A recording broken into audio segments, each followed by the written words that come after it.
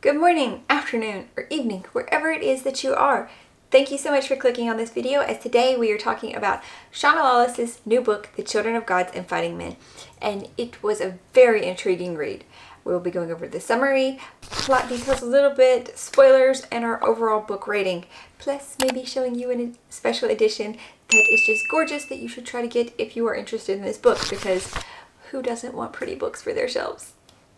As I got an early release from NetGalley, I was able to do the ebook, and so names will probably be mispronounced since these are old Irish names slash Vikingish names a lot, because what she did, Shauna Lawless wrote fantasy, but she also wrote it over Irish mythology, and it takes place in our world, so it's historical fiction fantasy. It takes place in ancient Ireland in the 900s, and between the old Irish and the Vikings that, were invading and settling there and, slowly taking over a little bit as the cultures are like melding together. First off, I would like to read the Goodreads description for you guys briefly, because I feel like how the description portrayed it and a little bit of how it went was different. So bear with me while I just read this off the screen. They think they've killed the last of us. 981 AD. The Viking king of Dublin is dead. His young widow, Gormaflaith, has ambitions for her son and herself. But Ireland is a dangerous place, and kings tend to not stay kings for long. Gormaflaith also has a secret. She is one of the Fomorians, an immortal race who can do fire magic. She has kept her powers hidden at all costs, for there are other immortals in this world, like the Tuatha De Danann, a race of warriors who are sworn to kill Fomorians. Fodla is one of the Tuatha De Danann with the gift of healing. Her kind dwell in a hidden fortress, forbidden to live amongst the mortals. Fodla agrees to help her kin by going to spy on Brian Boru, a powerful man who aims to be High King of Ireland.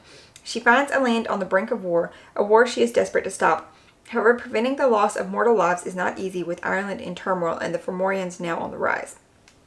From that description, it does seem like they're really going to pit the two characters against each other. I mean, it does say, we're seeing through both the characters' eyes. So that part's correct.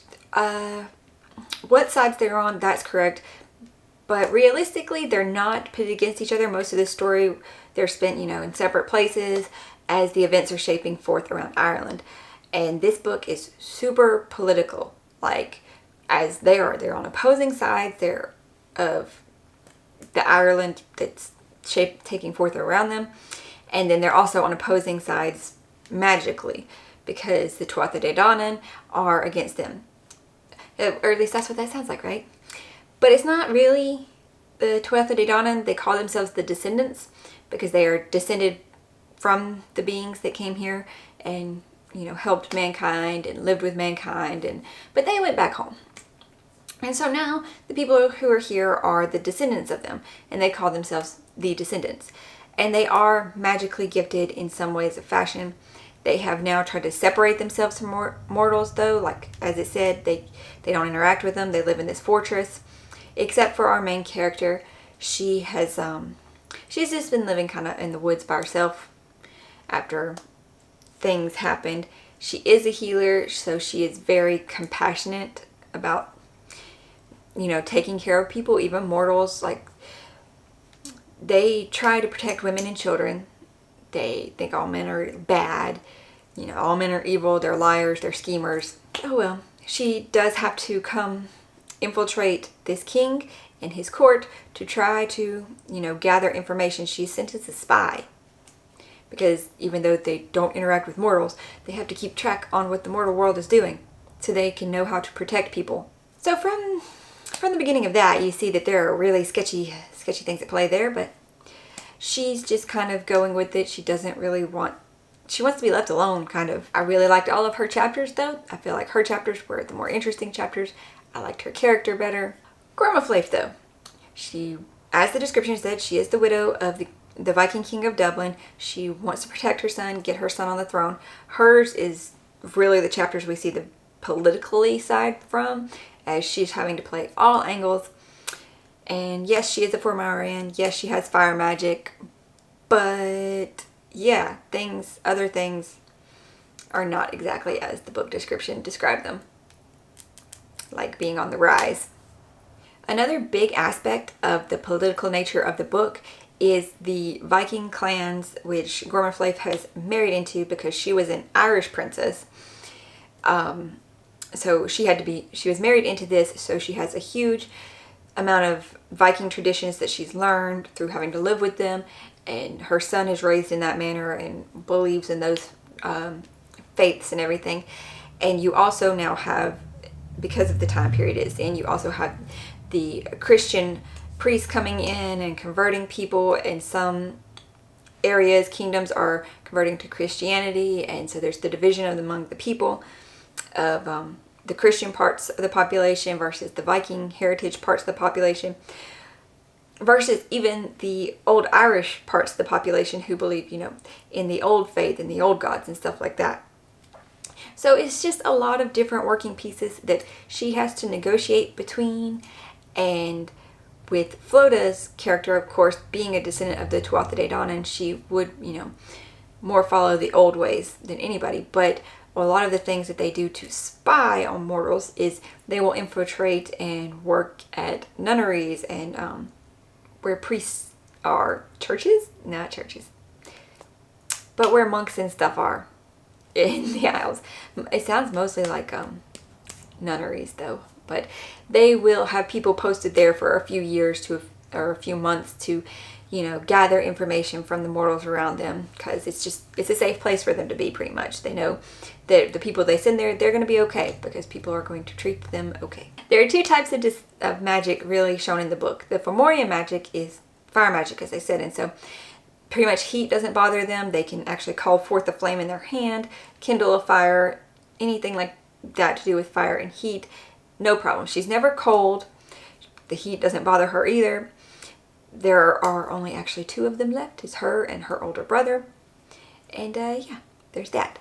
Now, the Descendants magic is much more varied. Fodla, she's a healer. They also have groups dedicated to druids, witches, prophecies, warriors.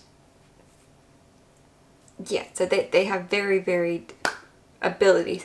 Not all of the descendants are now born with abilities, though. They are having a big issue with that as more and more of their children are being born giftless, which makes them mortal. So they're having a big issue with that, and I think that will lead more into the next book where we see that, because this is stated as book 1. And the way the epilogue worked is really trying to lead you into the next book. I really liked her style of writing, though, how she was showing both sides, how she really investigated into the history and flowed the fantastical bits into it, and it was just beautifully done. The only problem I think I had with the book was that the plot drug out a little bit, and nothing too much happened outside of the political nature of it. So that's that. We had a lot of time jumps, like we would spend a significant portion within this year, and then we might skip 4 years, 8 years. And yeah, but as it didn't really matter to our main characters, as they're both semi-immortal. So a few years means nothing to them. Alright, so this should be the time of the video where we get into the spoilery point. So it'll be chaptered, and you can just skip to the end for my final rating. That if you don't want to hear the spoilers, I don't really have many, but we'll just go over the little bit that I do have. So please skip forward if you don't want to see this. First off, something that I slightly touched on earlier would be the fact that the way the book plays out is kind of drastically different than what it was described as. So it makes it sound like the Tuatha De Danann and the Descendants and the Fomorians are going to battle in the book, right? They're pitted against each other. They're bound to run into each other and have it out. That's why you're getting both perspectives. No, does not. It has already happened. The Descendants have killed off pretty much all of the Fomorians. From the beginning of the book, you're already told that she and her brother are the last of them. And yes, they are both in royal positions in Ireland, but the power, her as a woman, and him as he has lost the throne of his father to another clan, they both don't have much power, so the whole Fomorians on the rise No. No. She does spend the whole book, though, trying to get back her place and to make sure her son is on the throne. Like, her whole goal is putting her son on the throne.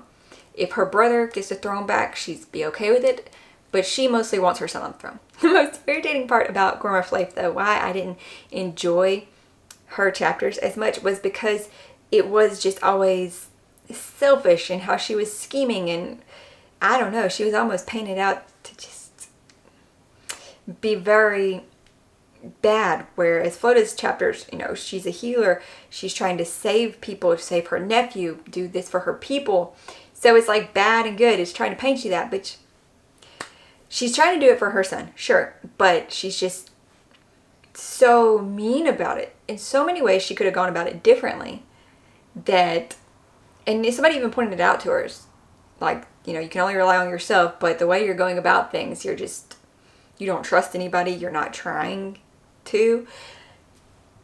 Her character, the way it was written, was just very unlikable to me. I mean, I can get behind a stubborn, strong-willed, vindictive even person that's trying, you know, to do things for the greater good, or even her, though, nope. I just did not enjoy her character at all. Her chapters, while they kind of move things along better, you got a broader scope, I think, of what was happening. And lastly, the ending of the book, the epilogue itself, it was a whole different tone, kind of, than what we saw in the rest of the book. It was also through a different character. It was from Flota's sister, Rinat, names yet again, but it was from her sister, who is a witch, and she has a different sort of gift. She can work with the wind. She hears voices from the wind and stuff like that. I think she can really work with all the elements per se, but yeah. And we see her character at the end, and she's predicting this great war within a war. See, levels of political machinations. But who she's talking to, he doesn't really believe her. He thinks she's finally gone crazy. Well, they've thought she's been crazy for a while, actually, but, you know, they feel like her situation has made her finally go, and he doesn't exactly believe her, but what she's saying adds up to everything that you have seen in the book. Like, you've seen the different layers from the different perspectives, and how people are working against each other in the shadows, and truths are being kind of found out. So yeah, I'm excited still to read the second book. Even if I wasn't completely happy with how this book played out, I'm still looking forward to the next one, to seeing how she's going to grow on it. So enough of spoilers. Overall, this book was enjoyable. Like, if you're looking for an enjoyable book with mix of history and fantastical, she did a fantastic job. Like, there is not enough books that shine light into this part of history or this part of fantasy mythology. I enjoyed that so much. I was thinking we would actually have more of the, you know, Tuatha De Danann, but that's okay. They're descendants. We're working with what we got. That's cool too. I enjoyed it. I will definitely be picking up the next one when she comes out with it, for sure. I debated buying this one, you know. I did debate it, but because I only gave it a 3.75 stars. Yes, I did. Once I put all the information into my spreadsheet, it came out 3.75 stars. But if you think this book sounds awesome, you want to pick it up, if you want to get a special physical copy, you can check out the Broken Binding. They have a gorgeous edition, gorgeous special edition, sprayed edges, everything. If I was going to get a physical copy, I would want to order that. They're out of stock right now. But seeing their pictures on Instagram and Twitter, it's like, oh my God, you make me want to buy it. You make me want to so much. If you enjoyed this video review, or you're looking for something that's a little more high fantasy, just a different tone, I highly recommend you checking out my review for The First Binding by R.R. Verity. This one is super high fantasy. It is told from a singular point of view as he is telling his life story to somebody, and just the storytelling of the world, not even just his storytelling, but the storytelling built into the world, the stories told throughout the world.